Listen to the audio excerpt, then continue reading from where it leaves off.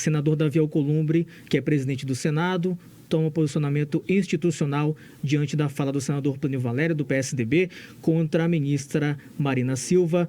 Nós, inclusive, tratamos na Band News FM, no âmbito nacional, também local, sobre essa repercussão.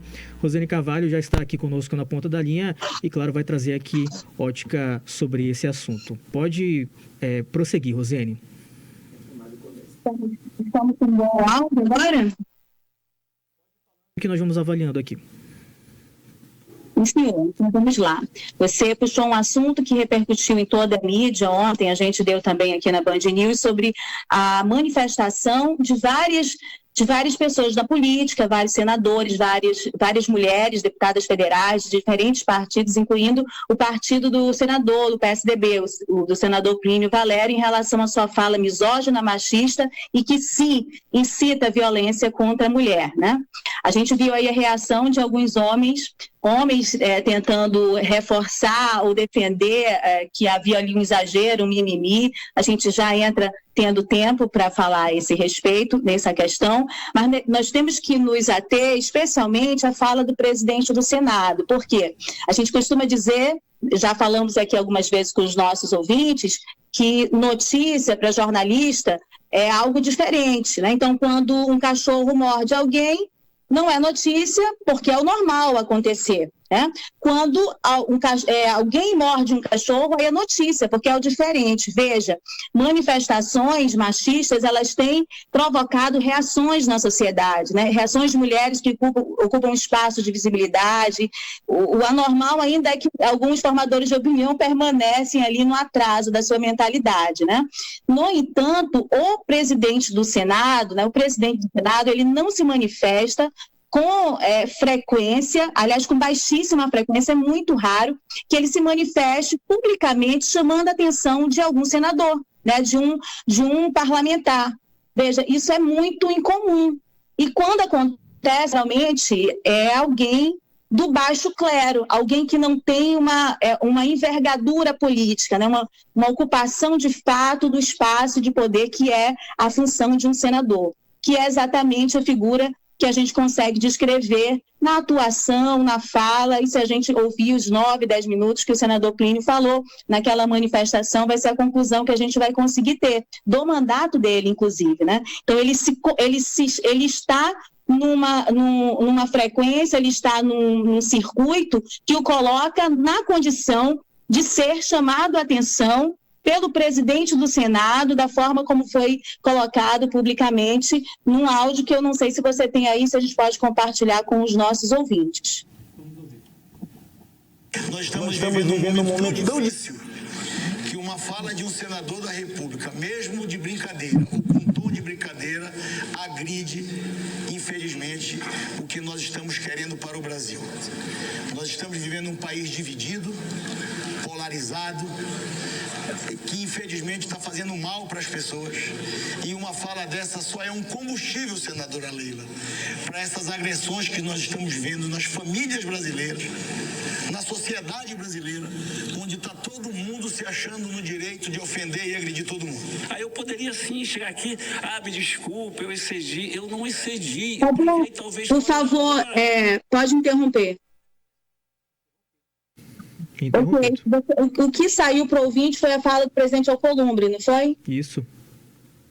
A gente acabou de comentar no sentido de que é algo incomum. E por isso a gente precisa entender que tipo de mandato e que tipo de senador é o senador Plínio por essas reações. Uma outra coisa é que a gente precisa trazer uma memória dos senadores amazonenses, Ricardo, ouvintes, se nós temos mandatos de grande expressão na história do Senado, dos senadores eleitos pelo Estado do Amazonas, né? Vamos lá começar a própria Eunice Miquiles, que foi a primeira senadora, a primeira mulher no Senado, né? Ela passo na história que é destacado até hoje. Esse mês mesmo saiu uma matéria na Folha de São Paulo e as memórias da Eunice Miquiles naquele primeiro momento do Senado como uma mulher presente no parlamento. Nós tivemos aí o Bernardo Cabral, né? Bernardo Cabral, que vive hoje no Rio de Janeiro, e foi o relator da Constituinte, relator da Constituição de 88. Ele, para citar rapidamente, é quem é o responsável por colocar a Zona Franca lá nas cláusulas pétreas da Constituição e garantir toda a defesa que é possível ter da Zona Franca nos tribunais, nas relações do Congresso, nas relações com outros estados. Outra questão importante, os direitos indígenas, a quebra da tutela do Estado, a emancipação dos direitos indígenas, está nesta Constituição de 88, que teve como relator um amazonense, Bernardo Cabral. Nós temos Jefferson Pérez, que foi ali sempre um exemplo de ética. As pessoas, os senadores que trabalharam ao mesmo tempo que o Jefferson Pérez no Senado, sempre lembram dele, destacam o nome do Jefferson Pérez como alguém ali como exemplo, um símbolo de resistência, de ética, de disciplina no Senado, né? Nós temos o senador Eduardo Braga, que, dentre outras muitas coisas que poderíamos citar, vamos citar a reforma tributária, né? Uma reforma importante para o país, que tinha debates há mais de 30 anos, complexa de lidar com tantos interesses de vários estados e que foi decisiva para a Zona Franca de Manaus. Ele foi um grande destaque nacional, ouvido por toda a mídia, destaque, né, em toda a imprensa, ouvido por várias pessoas, dada a importância desse tema que foi colocado nas mãos dele. Aí temos o senador Omar Aziz, né, que foi só o presidente da CPI da Covid. A CPI da Covid que tratou e enfrentou, né, temas importantes da maior crise sanitária do século. O senador Omar Aziz foi fundamental a atuação dele, a forma como ele conduziu a CPI da Covid. E foi um destaque na imprensa inteira, né?